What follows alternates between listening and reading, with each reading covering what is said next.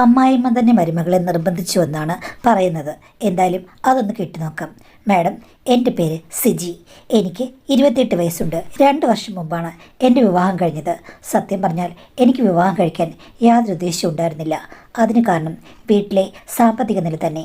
എൻ്റെ ഫാദർ കുറച്ച് വർഷം മുമ്പ് മരിച്ചു പോയതാണ്. പക്ഷേ അതിനു മുമ്പേ നല്ലൊരു കടം ഉണ്ടാക്കി വെച്ചു. എൻ്റെ അനിയനാണെങ്കിൽ തീരെ ചെറുതുമാണ്. അവൻ ജോലിക്ക് പോകാനുള്ള പ്രായം ആയി വരുന്നതേ ഉള്ളൂ. പെട്ടെന്ന് ഇങ്ങനെ സംഭവിച്ചു കഴിഞ്ഞപ്പോൾ എന്ത് ചെയ്യണമെന്ന് അറിയില്ല. ഞാനന്ന് ഡിഗ്രിക്ക് പഠിച്ചുകൊണ്ടിരിക്കുകയാണ്. മുന്നോട്ട് പഠിക്കുന്നത് വലിയ ആശയക്കുഴപ്പം തന്നെ. ആര് സഹായിക്കാനാണ്?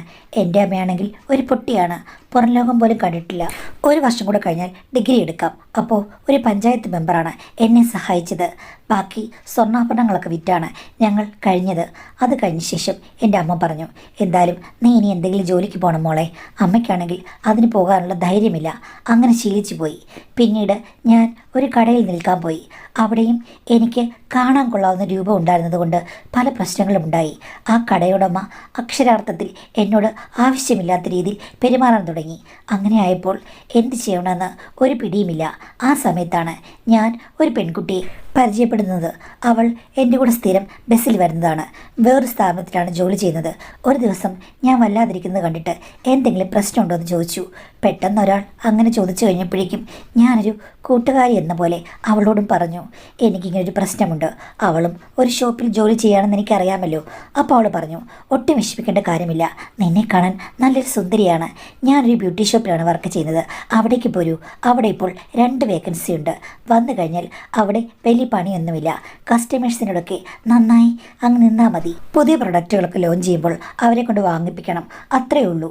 നിൻ്റെ സൗന്ദര്യം കണ്ട് പലരും വീഴും. പിന്നെ പെണ്ണുങ്ങളല്ലേ ബ്യൂട്ടി പ്രോഡക്ട്സ് വാങ്ങിക്കാൻ വരുന്നത്. പെണ്ണുങ്ങൾ മാത്രമല്ല, ആണുങ്ങളുമുണ്ട്. പെണ്ണുങ്ങൾക്ക് പിന്നെ സൗന്ദര്യമുള്ള സ്ത്രീകൾ പറയുമ്പോഴേക്കും അംഗീകരിക്കാനുള്ള ഒരു മടിയുണ്ട്. കുറച്ച് അസൂയുണ്ടെങ്കിലും എന്ന് അവൾ പറഞ്ഞു. അങ്ങനെ ആ കടയിൽ ജോലി ഞാൻ നിർത്തി. എൻ്റെ അമ്മയോട് ഞാൻ പറഞ്ഞില്ല. അവളുടെ കൂടെ ഞാൻ ആ ഷോപ്പിൽ പോയി ജോയിൻ ചെയ്തു. അവിടെ നിന്ന് എനിക്ക് വലിയ പ്രശ്നങ്ങളൊന്നും ഉണ്ടായില്ല. അതിൻ്റെ ഓണേഴ്സൊക്കെ പലപ്പോഴും മാത്രമേ വരികയുള്ളൂ. പിന്നെ ഒരു മാഡമുണ്ട്, സൂപ്പർവൈസർ. അവരാണ് എല്ലാ കാര്യങ്ങളും നോക്കി നടത്തുന്നത്. എൻ്റെ നല്ല സ്വഭാവമാണെന്ന് അവർ ആദ്യമേ സർട്ടിഫൈ ചെയ്തതുകൊണ്ട് എനിക്ക് പ്രശ്നമൊന്നുമില്ല. പതുക്കെ പതുക്കെ 1 വർഷം കഴിഞ്ഞപ്പോഴേക്കും അവരുടെ വലങ്കൈ എന്നുള്ള രീതിയിലേക്ക് ഞാനായി. എന്നെ ഏൽപ്പിച്ചിട്ടാണ് എവിടെയെങ്കിലും പോവുക. അതോടുകൂടി എനിക്ക് ആ ഫീൽഡിൽ നല്ല എക്സ്പീരിയൻസ് ആയി. വീട്ടിലെ കാര്യങ്ങളും അനിയൻ്റെ കാര്യങ്ങളൊക്കെ സ്മൂത്തായി കൊണ്ടുപോകാൻ വേണ്ടത്ര പണം കമ്മീഷനും പ്ലസ് ശമ്പളത്തിലൂടെ എനിക്ക് കിട്ടി. പിന്നെ അവിടെ എൻ്റെ ഒരു വിജയതാണ്ഡവമായിരുന്നു. അപ്പോഴേക്കും കല്യാണം എന്നുള്ള പ്രോസസ്സിനെ ഞാൻ വെറുത്തു. കാരണം എനിക്ക് വേണ്ട, ബുദ്ധിമുട്ടുകളാണ് വിവാഹത്തിൽ കൂടിയെന്ന് എൻ്റെ മനസ്സ് പറഞ്ഞു. പിന്നെ അവിടെ എന്ന് രാവിലെ നല്ല ഡ്രസ്സൊക്കെ ഇട്ട് യൂണിഫോം പോലുണ്ട്. അത് കഴിഞ്ഞ് മേക്കപ്പ് ചെയ്യും, ലിപ്സ്റ്റിക് ഇടും, എല്ലാം ഇട്ട് നല്ല സുന്ദരിയായി പുട്ടപ്പ് ചെയ്താണ് നിൽക്കുന്നത്. അപ്പോൾ വരുന്നവർക്ക് നല്ല ഇംപ്രഷൻ തോന്നുമല്ലോ. കണ്ണാടിയിൽ എന്നെ കാണുമ്പോൾ ഞാനൊരു സുന്ദരിയാണെന്ന് തോന്നും. ചില സ്ത്രീകളുടെ കൂടെ വരുന്ന ഭർത്താക്കന്മാർ എന്നെ കൊതിയോടെ നോക്കുന്നത് ഞാൻ കണ്ടിട്ടുണ്ട്. എന്നാലും പ്രണയമൊക്കെ മനസ്സിൽ തോന്നുമെങ്കിലും വിവാഹം വേണ്ട. വിവാഹം ഒരു കുരുക്കാണ്, പ്രശ്നങ്ങളുടെ ഘോഷയാത്രയാണെന്ന് എനിക്ക് തോന്നി. അതുകൊണ്ട് ഞാനൊന്നും മിണ്ടിയില്ല. എൻ്റെ അമ്മയും എന്നെ കല്യാണം കഴിക്കുന്ന കാര്യത്തിൽ ഒരു വാക്ക് പോലും പറഞ്ഞില്ല. ഞാൻ കല്യാണം കഴിച്ചു പോയി കഴിഞ്ഞാൽ അമ്മയുടെയും അനിയൻ്റെയും ജീവിതം എങ്ങനെയാകും? അവരും ഒന്നും മിണ്ടിയില്ല, ഞാനും മിണ്ടിയില്ല. പുരുഷന്മാർ അധികം വരാത്ത ഷോപ്പാണ്. പിന്നെ സ്ത്രീകൾ മാത്രമേ സ്റ്റാഫായിട്ടുള്ളൂ. അതുകൊണ്ട് കൂടുതൽ ആണുങ്ങളുമായി ഇൻട്രാക്ഷൻ ഉണ്ടാക്കാനുള്ള ഒരു അവസരവുമില്ല. അതുകൊണ്ട് പ്രേമം ഉണ്ടായില്ല. ഒരു കണക്കിന് നോക്കുമ്പോൾ ഞാൻ സന്തോഷവതിയായിരുന്നു. വേറെ ഒരു കാര്യങ്ങളും ഇല്ലെങ്കിലും അങ്ങനെ പോയിക്കോട്ടെ, ജീവിതം പോകുന്നതുവരെ പ്രശ്നങ്ങളില്ലാതെ സന്തോഷത്തോടുകൂടി പോകാം എന്ന് ഞാൻ വിചാരിച്ചു. അങ്ങനെ ഇരിക്കുമ്പോഴാണ് ഒരു ദിവസം വെളുത്ത് തുടുത്ത് ഒരു സ്ത്രീ എൻ്റെ അടുത്ത് വന്ന് ഒരു ഫൗണ്ടേഷൻ ചോദിച്ചത്. ഞാനിപ്പം ലാക്മേയുടെയും ഷുഗറിൻ്റെയും ഒക്കെ ഫൗണ്ടേഷൻ എടുത്ത് കാണിച്ചു കൊടുത്തു. അവർക്ക് അതിലും വില കൂടിയ സാധനങ്ങൾ വാങ്ങിക്കാനുള്ള ഒരു താല്പര്യം ഉണ്ടായിരുന്നത് കൊണ്ട് കുറച്ചുകൂടി വില കൂടിയ ഫൗണ്ടേഷൻസും ഞാൻ കാണിച്ചു കൊടുത്തു. അങ്ങനെ അവരൊന്ന് സെലക്ട് ചെയ്തു. അത് കഴിഞ്ഞിട്ട് എന്നെ അടിമുടി അവർ പലതവണ നോക്കുന്നത് ഞാൻ കണ്ടു. കൊത്തിപ്പറിക്കുന്ന പോലെ സ്ത്രീകൾ മറ്റു സ്ത്രീകളെ ഇങ്ങനെ നോക്കുന്നത് ഞാൻ കണ്ടിട്ടില്ല. ഇവർ പ്രായമുള്ളൊരു സ്ത്രീയാണല്ലോ. മേക്കപ്പ് ഒക്കെ ഇടുന്നൊരു സൊസൈറ്റി ലേഡിയായിട്ട് അവരെ കൂട്ടാം. പക്ഷേ എന്നെ എന്തിനാണ് ഇങ്ങനെ തുറച്ചു നോക്കുന്നത്? ഇനി വേറെ വല്ല ഉദ്ദേശമുണ്ടോ? ചില കൊച്ചമ്മമാർക്ക് കൊച്ചു കൊച്ചു പെൺപിള്ളേരെ ഇഷ്ടമാണെന്ന് ഞാൻ കേട്ടിട്ടുണ്ട്. ഞാനത്ര കൊച്ചതൊന്നുമല്ല, എന്നാലും പറയാൻ പറ്റില്ല. അവർക്ക് എൻ്റെ അമ്മയാകാൻ പ്രായമുണ്ടല്ലോ. ഞാൻ ആകെ കൂടി കൺഫ്യൂഷൻ അടിച്ചു നിന്നു. പിന്നെയും അവർ സ്ഥിരമായിട്ട് വരാൻ തുടങ്ങി. ഞാൻ പറയുന്ന പ്രൊഡക്റ്റുകൾ വാങ്ങിക്കും, എന്നെ അടിമുടിയും നോക്കും, സ്നേഹമായിട്ട് സംസാരിക്കും. ഒരു ദിവസം 7 മണിയായപ്പോഴാണ് അവർ വന്നത്. ഞാൻ 7:30 ഇറങ്ങും. അവർ വന്നു കഴിഞ്ഞാൽ കുറേ നേരം നിൽക്കും. ഞാൻ പറഞ്ഞു, ആൻറ്റി ഇതുപോലെ ഞാൻ 7:30 ആകുമ്പോൾ പോകും കേട്ടോ, എന്തെങ്കിലും ഉണ്ടെങ്കിൽ പെട്ടെന്ന് വാങ്ങിക്ക് എന്ന് പറഞ്ഞപ്പോൾ അവർ പറഞ്ഞു, ആ മോളെ, ഞാൻ ദേ ഒരു മോയ്സ്ചറൈസർ വാങ്ങിച്ചിട്ട് പെട്ടെന്ന് ഇറങ്ങിക്കോളാം. മോളുടെ വീട് എവിടെയാണെന്നാണ് പറഞ്ഞത്? ഞാൻ സ്ഥലപ്പേര് പറഞ്ഞു. ആ, ഞാൻ ഓർക്കുന്നുണ്ട് പറഞ്ഞത്. അതുവഴി ഞാനും പോകുന്നത്. മോളെ വീട്ടിലിറക്കാം. അയ്യോ വേണ്ട, ആൻറ്റിക്ക് ബുദ്ധിമുട്ടാകും. അതൊന്നും സാരമില്ല, നീ ഞാൻ ഡ്രൈവ് ചെയ്തല്ലേ പോകുന്നത്. അപ്പം മോളുടെ കാറിൽ കയറുന്നതിൽ എന്താ പ്രശ്നം? ഒരു പ്രശ്നവുമില്ല. അവൻ നിർബന്ധിച്ചപ്പോൾ ഞാൻ സമ്മതിച്ചു. നല്ല വില കൂടിയ ഒരു കാറാണ്. എന്തായാലും പുറകിൽ കയറാൻ ശ്രമിച്ച് എന്നോട് പറഞ്ഞു, മുന്നിലിരിക്കും മോളെ, നമുക്കെന്തെങ്കിലും സംസാരിച്ച് പറഞ്ഞു പോകാം. ഏകദേശം അരമണിക്കൂർ കൂടുതൽ ദൂരമുണ്ട് എൻ്റെ വീട്ടിലേക്ക്. അങ്ങനെ പോയി കഴിഞ്ഞപ്പോഴേക്കും അവരെൻ്റെ കാര്യങ്ങൾ ഒക്കെ ചോദിക്കാൻ തുടങ്ങി. മോളെ, വയസ്സ് 26 ആകാറായിട്ടും മോളുടെ കല്യാണം നടന്നില്ലേന്ന്. ഞാനിപ്പോൾ പറഞ്ഞ ആൻറ്റി, വലിയ പ്രശ്നങ്ങളായിരുന്നു വീട്ടിൽ. ഇങ്ങനെ ഇപ്പോൾ എല്ലാം ഒന്ന് മെച്ചപ്പെട്ട് വരുന്നേ ഉള്ളൂ. ഞാൻ ഉടനെയൊന്നും കല്യാണം കഴിക്കുന്നില്ല. അത് എൻ്റെ അമ്മയ്ക്കും അനിയനുമൊക്കെ വലിയ പ്രയാസമാകും. അതുമാത്രമല്ല, വിവാഹം എന്നത് ഒത്തിരി പ്രശ്നങ്ങൾ നിറഞ്ഞതാണ്. എനിക്ക് വയ്യ കഷ്ടപ്പെടാൻ. ഇപ്പോൾ ഈ ഷോപ്പിലെ ജോലി കൊണ്ട് ഞാൻ അടിപൊളിയായിട്ട് പോകുന്നുണ്ട്. എനിക്ക് പിള്ളേരും വേണ്ട, ഭർത്താവും വേണ്ട, പിടക്കോഴിയും വേണ്ട എന്ന് പറഞ്ഞു. അത് കേട്ടുകഴിഞ്ഞപ്പോഴേക്കും ആൻറ്റി പൊട്ടിച്ചിരിച്ചു. മോളെ, ഇവിടുത്തെ ആണുങ്ങളൊക്കെ ഇല്ലയോ, എങ്ങനെയെങ്കിലും ഒരു പെണ്ണ് കിട്ടിയാൽ മതി എന്ന് വെച്ച് നടക്കുകയാണ്.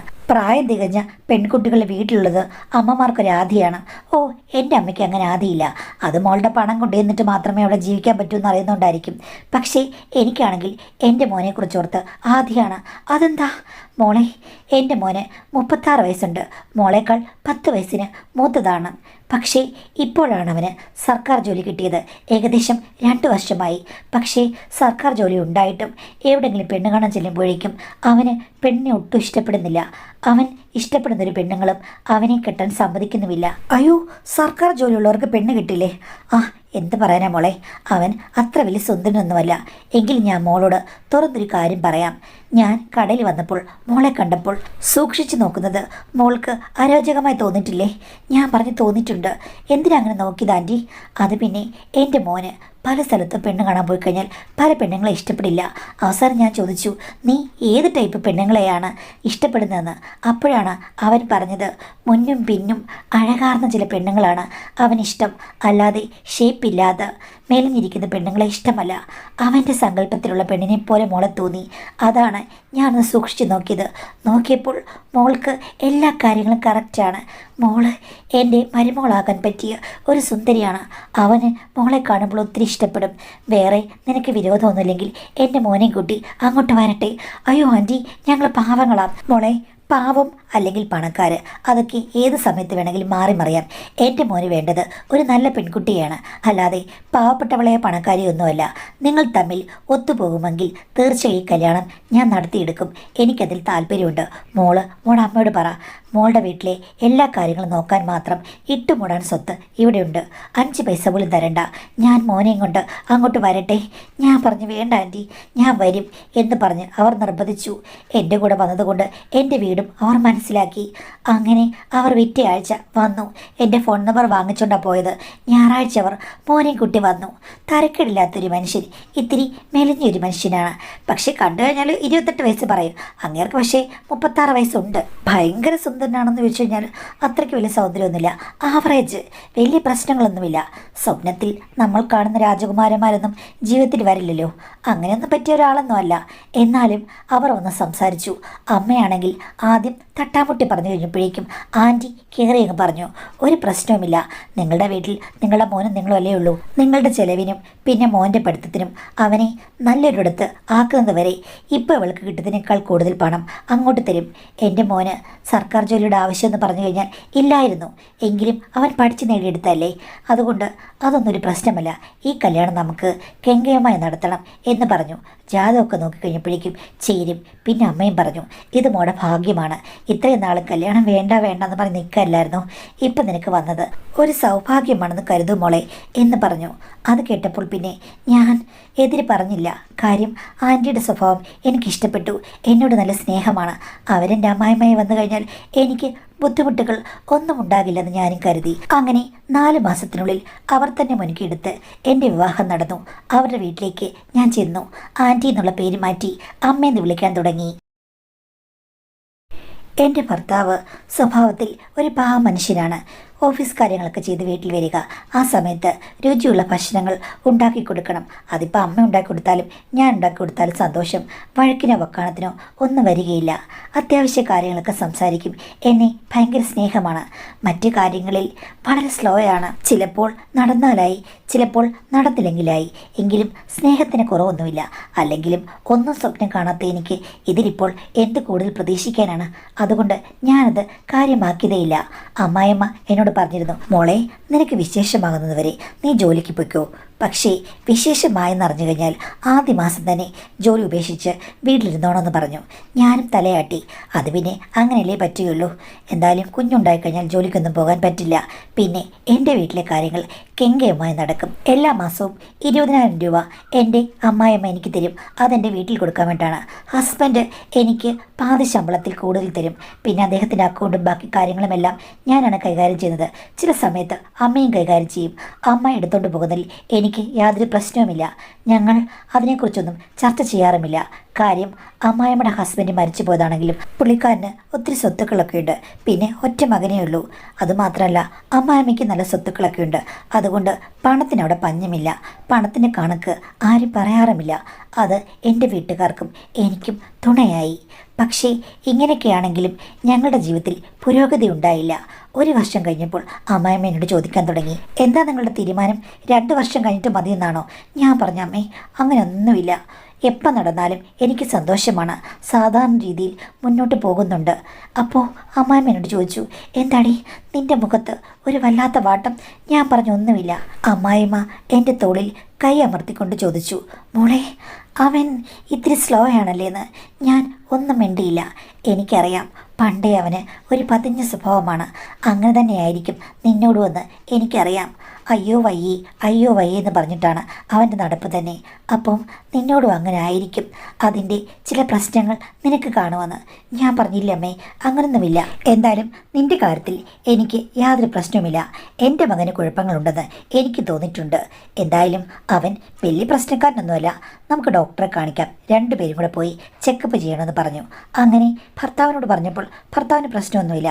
ചെക്കപ്പ് ചെയ്ത് കഴിഞ്ഞപ്പോഴാണ് ഹസ്ബൻഡിന് ചെറിയ പ്രശ്നം, വളരെ ചെറിയ പ്രശ്നം മാത്രമേ ഉള്ളൂ. കൗണ്ട് അളവൊക്കെ കുറവാണ്.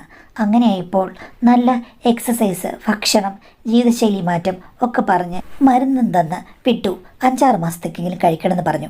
പിന്നെ എല്ലാ ദിവസവും പ്രത്യേകിച്ച് ഡേറ്റ് നോക്കി വേണം എന്ന് ഡോക്ടർ നിർദ്ദേശിച്ചു. വന്നപ്പോൾ അമ്മായിമ്മ ചോദിച്ചപ്പോഴേക്കും കാര്യങ്ങളൊക്കെ ഞാൻ പറഞ്ഞു.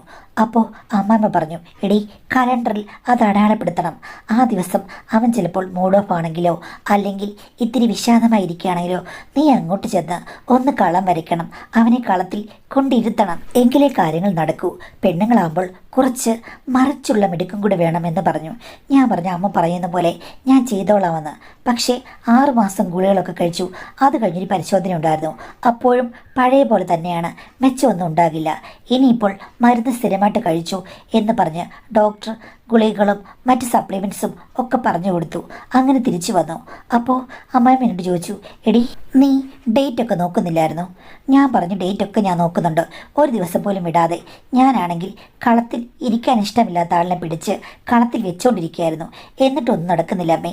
ഇപ്പോഴും പഴയതുപോലെ തന്നെയാണ് പരിശോധിച്ചപ്പോഴെന്ന് പറഞ്ഞു. അപ്പോൾ അമ്മ മകനെ വഴക്ക് പറഞ്ഞു, കുറച്ചുകൂടി നീ ശ്രദ്ധിക്കണം. ആരോഗ്യം മറ്റു കാര്യങ്ങൾ ഒക്കെ കറക്റ്റായിട്ട് ചെയ്യണമെന്ന്. മകൻ തല താഴ്ത്തി നിന്നു. ഞാൻ പറഞ്ഞു, ഒന്ന് ഒന്നും പറയണ്ട അമ്മേ, അതൊക്കെ ഇങ്ങ് ശരിയായിക്കോളും. അമ്മ എന്തിനാ ധൃതി വെക്കുന്നത്? കല്യാണം കഴിഞ്ഞ് ഇത്ര നാളിലേ ആയിട്ടുള്ളൂ. എടി, രണ്ടുപേർക്ക് പ്രായം കൂടി വരികയാണ്.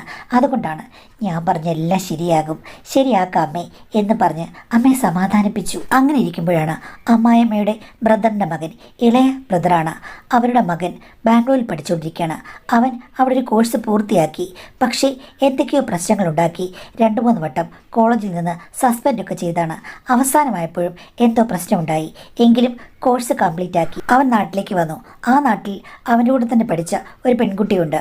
അവളുമായി എന്തോ അടുപ്പമാണെന്നോ അവളെ കാണാൻ രാത്രി ചെന്നെന്നോ ഒക്കെ പറഞ്ഞ് ഒരു സാമുദായിക ലഹള ഉണ്ടാക്കുന്ന പോലെയുള്ള സിറ്റുവേഷൻസ് ആക്കി. അങ്ങനെ ആയപ്പോൾ അമ്മായിമ്മോട് വിളിച്ച് പറഞ്ഞപ്പോൾ അമ്മായിമ്മ പറഞ്ഞു, ആ ഇത്രയും ദൂരം ഉണ്ടല്ലോ, ആ തല്ലിപ്പുളിയെ ഇങ്ങോട്ടിങ്ങ് വിട്, ഇവിടെ നിന്നോളും. എൻ്റെ അടുത്ത് വന്നു കഴിഞ്ഞാൽ അടങ്ങി നിൽക്കും, ഇല്ലെങ്കിൽ ഞാൻ അടങ്ങി നിൽപ്പിക്കും, എൻ്റെ സ്വഭാവം അറിയാമല്ലോ എന്ന് പറഞ്ഞു. അങ്ങനെ ആ നാട്ടിലെ അന്തരീക്ഷം ശാന്തമാക്കാൻ വേണ്ടി ചെക്കനെ ഇവിടേക്ക് കൊണ്ടുവന്നു. കൊള്ളാം, അവനെ കാണാൻ നല്ല ഗ്ലാമറാണ്. ഏതെങ്കിലും സിനിമാക്കാരെ കണ്ടു കഴിഞ്ഞാൽ ഇവനെ നായകനാക്കാൻ വിളിക്കും, അത് ഉറപ്പാണ്. പെണ്ണുങ്ങളൊക്കെ ഇവൻ്റെ പുറകെ വരുന്നതിൽ അത്ഭുതമൊന്നുമില്ല എന്ന് ഞാൻ ഓർത്തു. വന്നു കഴിഞ്ഞ് പരിചയപ്പെട്ട് കഴിഞ്ഞപ്പോഴേക്കും നല്ല സംസാരം, നല്ല ചിരി, ഒരു പെർഫെക്റ്റായ ആണിൻ്റെ ഗന്ധം, പിന്നെ രൂപസൗകുമാര്യവും, ഇതെല്ലാം കൂടെ ആകുമ്പോൾ ഏത് പെണ്ണിനാണെങ്കിലും അട്രാക്ഷൻ തോന്നും. എനിക്ക് അവനോട് നല്ല ഇമ്പ്രഷൻ തോന്നി. ഞാൻ കുറച്ച് അടുത്ത് കഴിഞ്ഞപ്പോൾ ചോദിച്ചു, എന്തിനാ മോനെ നീ ഇങ്ങനെ പ്രശ്നങ്ങൾ ഉണ്ടാക്കിയെന്ന്. അപ്പോൾ അവൻ എന്നോട് പറഞ്ഞു, ചേച്ചി ഞാൻ പ്രശ്നങ്ങളൊന്നും ഉണ്ടാക്കിയതല്ല, ശരിക്കും ആ പെൺകുട്ടികളൊക്കെ എൻ്റെ പുറകെ നടക്കുകയാണ്. അങ്ങനെ ഇങ്ങോട്ട് വന്ന് കുറേ നേരം സംസാരിക്കുമ്പോൾ നമുക്കാണെങ്കിലും ഒരടുപ്പം തോന്നില്ലേ? അപ്പോൾ നീ പ്രേമിക്കുന്ന പെൺകുട്ടിയല്ലേ? പ്രേമം ഉണ്ട്, പക്ഷെ ഇതുപോലെ വേറെയും കുറേ പെൺകുട്ടികളുണ്ട് എന്ന് പറഞ്ഞപ്പോൾ ഞാൻ പറഞ്ഞു, ചുമ്മാതല്ല, ഒരു പെണ്ണിനെ പ്രേമിക്കുന്നതിനെ ഇവിടെയുള്ളവർക്ക് സഹിക്കില്ല. അപ്പോഴാണോ നീ 3-4-5 പെണ്ണുങ്ങളെ ഒരുമിച്ച് പ്രേമിക്കുന്നത്? എനിക്ക് ഒത്തിരി കാമുകന്മാരൊക്കെ ഉണ്ട്. ഞാൻ സോഷ്യൽ മീഡിയയിൽ കുറച്ച് താരമല്ലേ, എൻ്റെ റീൽസ് ചേച്ചി കണ്ടിട്ടില്ലേ എന്ന്. ഞാൻ പറഞ്ഞു, കണ്ടിട്ടില്ല, ഇനിയിപ്പം കാണാം. അതുപോട്ടെ, എന്തായിരുന്നു നാട്ടിൽ നിൽക്കാൻ പറ്റാത്ത രീതിയിലുള്ള പ്രശ്നം? അത് പിന്നെ അവൾ എൻ്റെ കൂടെ പഠിച്ചതാണ്, എന്നോട് പ്രേമമൊന്നുമില്ല. ബാംഗ്ലൂർ വെച്ച് അവൾക്ക് വേറെ പ്രേമം ഉണ്ടായിരുന്നു. ഇവിടെ വന്നു കഴിഞ്ഞപ്പോൾ അവൾ എന്നെ ഒന്ന് വിളിച്ചതാണ് രാത്രിയിൽ. എന്തിന്? ചുമ്മാ ഒരു എൻ്റർടൈൻമെൻറ്റ് ആസ്പെക്റ്റ്. ആ മിടുക്കൻ. എന്നിട്ട് ഞാനവിടെ ചെന്നു. അവരുടെ വീട്ടിൽ കയറി കഴിഞ്ഞപ്പോഴേക്കും അവർ പിടിച്ചു. അപ്പോഴല്ലേ പ്രശ്നമായത്. ഞങ്ങൾ രണ്ടേനും കൂടെ കല്യാണം കഴിക്കുന്നോ പ്രേമാണെന്നൊക്കെയാണ് വിചാരിച്ചത്. പക്ഷേ അങ്ങനെയൊന്നും അല്ലെന്ന് പറഞ്ഞ് മനസ്സിലാക്കാൻ പറ്റുമോ? ആരെങ്കിലും വിശ്വസിക്കുമോ? അതുകൊണ്ട് അത് പിന്നെ വലിയ പ്രശ്നമായി. അതാണ് അവിടെ നിൽക്കാൻ പറ്റാത്തത്. കൊള്ളാം. ആ, ഇവിടെ വന്ന് ഇങ്ങനെയുള്ള കാര്യങ്ങളൊന്നും കാണിക്കരുതേ. ഇവിടെ വന്നു കഴിയുമ്പോഴേക്കും അതിനുള്ള ചാൻസ് ഇല്ലല്ലോ. ഞാനിവിടെ സ്ട്രിക്റ്റ് സൂപ്പർവിഷനിലല്ലേ എന്ന് പറഞ്ഞ് അവൻ ചിരിച്ചു. അങ്ങനെ എന്തായാലും അവനുമായി നല്ല കൂട്ടായി. ഒരു ഞായറാഴ്ച അന്ന് അമ്മായിയമ്മയ്ക്ക് ഏതൊരു കല്യാണമുണ്ട്. എന്നെ വിളിച്ചതാണ്. ഞാൻ പറഞ്ഞു വരുന്നില്ല അമ്മയെന്നും. ഇവിടെ അടുത്ത് തന്നെയാണ്. ഞാൻ പോകാത്തതിന് കാരണം അമ്പലത്തിൽ വെച്ചായിരുന്നു കല്യാണം. അന്ന് 7 ആയിട്ടില്ല, 6 ആയതേ ഉള്ളൂ. 7 കഴിഞ്ഞിട്ടേ ഞങ്ങൾ അമ്പലത്തിൽ കയറുകയുള്ളൂ. അപ്പോൾ അങ്ങനെയായപ്പോൾ ഞാൻ വരുന്നില്ലെന്ന് പറഞ്ഞു. അമ്മായിയമ്മ ശരി, ആ വീട്ടിലിരിക്കുക, ചെക്കന് നിൻ്റെ ഭർത്താവുണ്ടല്ലോ, 2 പേർക്കും കഴിക്കാൻ എന്തെങ്കിലും വേണ്ടേ, ഉണ്ടാക്കി കൊടുക്ക് നിൻ്റെ വിഭവങ്ങൾ എന്ന് പറഞ്ഞ് പുള്ളിക്കാരി പോയി. ബ്രേക്ക്ഫാസ്റ്റ് കഴിച്ചിട്ടാണ് പോയത്. പക്ഷേ ഇത്തിരി കഴിഞ്ഞപ്പോൾ ഹസ്ബൻഡ് പറഞ്ഞു, എൻ്റെ ഫ്രണ്ട് വിളിച്ചു, അവൻ്റെ കൂടെ ഹോസ്പിറ്റലിൽ ഞാൻ ഇരിക്കാൻ പോകുമെന്ന് പറഞ്ഞ് പുള്ളി രാവിലെ ഇറങ്ങിയങ്ങ് പോയി. പിന്നെ അവൻ ഞാനേ ഉള്ളൂ. എന്തെങ്കിലും ഇനി ഉച്ചയ്ക്ക് ഉണ്ടാക്കാം എന്ന് വെച്ച് അടുക്കളയിൽ കയറി ഞാൻ പാചകം തുടങ്ങി. ഇത്തിരി സ്ലോ ആയിട്ടാണ്. ഇതിനിടയ്ക്ക് അവൻ വന്ന് എന്നോട് പഴയ പല പുരാണങ്ങൾ സംസാരിച്ചു. ചേച്ചി കടയിൽ മേക്കപ്പെട്ട് നിൽക്കുമ്പോൾ ആണുങ്ങൾ വരാറുണ്ടോ? ചേച്ചി ഒത്തിരി പേര് നോട്ടം വിട്ടിട്ടുണ്ടോ? ചേച്ചിയുടെ മൊബൈലിലേക്ക് കോളുകൾ വരാറുണ്ടോ? ചേച്ചിയുടെ നമ്പർ വാങ്ങിക്കാറുണ്ടോ എന്നൊക്കെ ചോദിച്ചു. സോഷ്യൽ മീഡിയയിൽ ചേച്ചി റീൽസ് ഇടണം, ഒത്തിരി ആൾക്കാർ ചേച്ചിയെ ലൈക്ക് ചെയ്യും എന്നൊക്കെ പറഞ്ഞു. ഞാൻ പറഞ്ഞു, കല്യാണം കഴിഞ്ഞാൽ നീ ലൈക്ക് ചെയ്തിട്ട് എന്തിനാണെന്ന്. അതിപ്പം എന്തെങ്കിലും കാര്യമാകട്ടെ, മനുഷ്യർ നമ്മളെ അംഗീകരിക്കുന്നത് നല്ലൊരു കാര്യമല്ലേ. പിന്നെ ചേട്ടൻ ഇത്രയും സൗന്ദര്യമുള്ള ഒരാളെ കിട്ടിയല്ലോ, അതോർക്കുമ്പം എനിക്ക് സന്തോഷമാണ്. ഞാൻ പറഞ്ഞു, നീ എൻ്റെ ഭർത്താവിനെ താഴ്ത്തി കിട്ടണ്ടെന്ന്. എൻ്റെ ചേട്ടനല്ലേ, ഞാൻ എന്തിനാ താഴ്ത്തി കിട്ടുന്നേ? എന്നാലും ചേട്ടന് കിട്ടിയിരിക്കുന്നത് ഒരു നല്ല സുന്ദരി കുട്ടിയാണെന്ന് പറഞ്ഞതിൽ തെറ്റുണ്ടോ ചേച്ചി എന്ന് പറഞ്ഞ് അവൻ എൻ്റെ തലയിൽ നിന്ന് തലോടി. അവൻ്റെ തലോടൽ എനിക്കത്ര ഇഷ്ടപ്പെട്ടില്ല. എന്നാലും എതിർത്തൊന്നും പറഞ്ഞില്ല. ഇത്തിരി കഴിഞ്ഞപ്പോഴേക്കും അവൻ എൻ്റെ അടുത്ത് വന്ന് ചേർന്ന് നിന്നു. ചേച്ചിക്ക് താല്പര്യമുണ്ടോ എന്ന് ചോദിച്ചു. ഞാൻ പറഞ്ഞു, എനിക്ക് താല്പര്യമുണ്ട്, കഞ്ഞിയും കറിയും വെക്കാൻ. അപ്പോൾ അവൻ പറഞ്ഞു, അതല്ല, ചേച്ചിയുടെ മുഖത്ത് നിന്ന് എനിക്ക് വായിച്ചെടുക്കാം ചേച്ചിക്ക് എന്തോ അസംതൃപ്തി ഉള്ളതുപോലെ. എനിക്ക് ഒരസംതൃപ്തിയില്ല, ഇപ്പോൾ ഉണ്ട്. കാര്യം നീ ഇങ്ങനെ ആവശ്യമില്ലാത്ത ഓരോ കാര്യങ്ങൾ പറയുകയല്ലേ. എന്നാലും ചേച്ചി പ്ലീസ് എന്നൊക്കെ പറഞ്ഞ് അവൻ എൻ്റെ അടുത്തേക്ക് ചേർന്ന് നിൽക്കുകയും ഇടയ്ക്ക് ചില ടച്ചിങ്ങിനൊക്കെ ശ്രമിക്കുകയും ചെയ്തു. ഞാൻ പറഞ്ഞു, നിൻ്റെ ബാംഗ്ലൂരിലെ പരിപാടി ഇവിടെ എടുക്കരുത്, ഞാൻ ബഹളം ഉണ്ടാക്കുമെന്ന് പറഞ്ഞു. അങ്ങനെ നിൽക്കുമ്പോഴാണ് അമ്മായിമ്മ കയറി വന്നത്. പുള്ളിക്കാരി ആ രംഗം കണ്ട് ഒന്ന് സ്തബ്ധയായി. എന്നിട്ട് എന്താ ഇവിടെ പാചകം തന്നെയാണോ എന്ന് ചോദിച്ചിട്ട് പെട്ടെന്ന് അങ്ങ് തിരിഞ്ഞു പോയി. ഞാനാണെങ്കിൽ ആകെ ചമ്മിപ്പോയി. അവനും അമ്മായിമ്മ എന്ത് വിചാരിച്ച് കാണും? അവൻ എൻ്റെ പുറകിൽ വന്ന് നിൽക്കുകയാണ്. അവിടെ എന്താ നടന്നതെന്ന് അമ്മ എന്തായിരിക്കും വിചാരിച്ചിട്ടുണ്ടാകുക? എനിക്ക് ആകെ ടെൻഷനായി. ചെക്കൻ പെട്ടെന്ന് നല്ല കുട്ടിയായി അടുക്കളയിൽ നിന്ന് സ്ഥലം വിട്ടു. പിന്നെ പോയിരുന്ന് സിനിമ കാണാൻ തുടങ്ങി ടി വിയിൽ. അമ്മായിമ്മ അവനോട് എന്തെങ്കിലും ചോദിക്കുന്നുണ്ടോ എന്ന് ഞാൻ കാതോർത്തു. പക്ഷെ ഒന്നും ചോദിച്ചില്ല. ഇത്തിരി കഴിഞ്ഞപ്പോൾ ഡ്രസ്സ് മാറിയിട്ട് അമ്മായിമ്മ വന്നു. എടി, ഇതുവരെ ഒന്നും ഉണ്ടാക്കിയില്ലേ? ദേ സാമ്പാറിന് കടുക് വറുത്താൽ മതി എന്ന് പറഞ്ഞു. വേറൊന്നും ഉണ്ടാക്കിയില്ലേ? ഞാൻ പറഞ്ഞു ഉണ്ടാക്കി. അല്ല, ഇവിടെ എന്തായിരുന്നു ചോദിച്ചു. ഞാൻ പറഞ്ഞു, അമ്മേ അത് എടി സത്യം പറ, എന്താ നടന്നതെന്ന് തുറന്നു പറഞ്ഞു. ഞാൻ നിന്നെ ഒരിക്കലും ഒന്നും പറയാൻ പോകുന്നില്ല. എങ്കിലും ഇവിടെ എന്താ നടക്കുന്നതെന്ന് എനിക്കറിയണം. അത് പിന്നെ അവൻ വന്ന് ചേച്ചിക്ക് ആളുകളുടെ ഫോൺ കോൾ വരാറുണ്ടോ, ഫോൺ നമ്പർ വാങ്ങിക്കാറുണ്ടോ, ആണുങ്ങൾ വന്ന് മിണ്ടാറുണ്ടോ എന്നൊക്കെ ചോദിച്ച് അമ്മേ എന്നോട് ക്വസ്റ്റ്യനൊക്കെ ചെയ്തു. അത് കഴിഞ്ഞ് താല്പര്യമുണ്ടോ എന്ന് ചോദിച്ചു. അത് കഴിഞ്ഞ ശേഷം അവൻ പുറകെ വന്നു നിന്നു. എന്നിട്ട് അവൻ എന്തെങ്കിലും അതിർത്തി കടന്നു വന്ന് ചോദിച്ചപ്പോഴേക്കും ഞാൻ പറഞ്ഞു അവനങ്ങ് ചേർന്ന് നിൽക്കുകയായിരുന്നു. അപ്പോൾ അമ്മായിയമ്മ എന്നോട് ചോദിച്ചു, എന്തെങ്കിലും നിനക്ക് ഫീൽ ചെയ്തു? അമ്മ എന്താ പറഞ്ഞത്? എനിക്ക് എന്ത് ഫീൽ ചെയ്യാനാ? ഒന്നും നിനക്ക് ഫീൽ ചെയ്തില്ലേ? ഇല്ല. അപ്പം അമ്മായിമ്മ എന്നോട് പറഞ്ഞു, മോളെ ഞാൻ നിന്നോടൊരു കാര്യം പറയാം. ഇത് നിനക്ക് വീണ് കിട്ടിയ ഒരു അസുലഭ അവസരമാണ്. അമ്മ എന്താ പറഞ്ഞത്? എൻ്റെ മോനെ കൊണ്ട് മരുന്ന് കഴിച്ച് മടുക്കുമെന്ന് എനിക്ക് തോന്നുന്നുള്ളൂ. പ്രത്യേകിച്ച് ഗുണമൊന്നും ഉണ്ടാകാൻ തോന്നില്ല. നിനക്ക് പ്രായമേറി വരികയാണ്, അവന് വേറെ വരികയാണ്. ഒരു കുട്ടി ഉണ്ടാകുന്നെങ്കിൽ അത് ഏറ്റവും പെട്ടെന്നുണ്ടാകണം. അമ്മ എന്താ പറഞ്ഞത്? എന്താ നിനക്ക് മനസ്സിലായില്ലേ?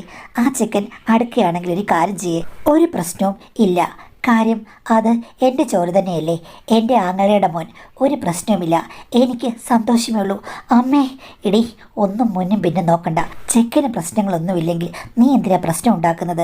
ഇവിടെ എല്ലാ കാര്യങ്ങളും ശരിയായി നടക്കുമെന്ന് എൻ്റെ മനക്കണ്ണിൽ ഞാൻ കാണുന്നു എന്ന് പറഞ്ഞു. അമ്മേ നീ ഇനിയിപ്പോൾ വിളിച്ചു കൂവി പ്രശ്നങ്ങളൊന്നും ഉണ്ടാക്കേണ്ട കാര്യമില്ല. ഒരു കാര്യം ചെയ്യ്, ആഴ്ചയിൽ ഒരിക്കൽ നീ ഞായറാഴ്ച അല്ലാത്തൊരു ദിവസം ഓഫ് എടുക്ക്. നിൻ്റെ ഭർത്താവ് ഓഫീസിൽ പോകുന്ന ദിവസം അന്ന് ഞാനിവിടുന്ന് മാറിത്തരാം. അമ്മ എന്തൊക്കെയായി പറഞ്ഞത്? ഇതേ പറ്റുകയുള്ളൂ.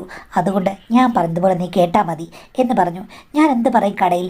അത് എന്നെക്കൊണ്ട് എല്ലാ ആഴ്ചയും ചെക്കപ്പിന് പോകണം, എൻ്റെ മുട്ടിന് പ്രശ്നമാണെന്ന് പറഞ്ഞാൽ മതിയെന്ന് എല്ലാ അമ്മായിമ്മ ഇങ്ങനെ പറഞ്ഞു. അങ്ങനെ എല്ലാ ബുധനാഴ്ചയും അമ്മായിമ്മയെ ആയുർവേദ ഹോസ്പിറ്റലിൽ കൊണ്ടു കൊടുക്കാമെന്ന് പറഞ്ഞ് ഞാൻ ലീവ് എടുക്കാൻ തുടങ്ങി.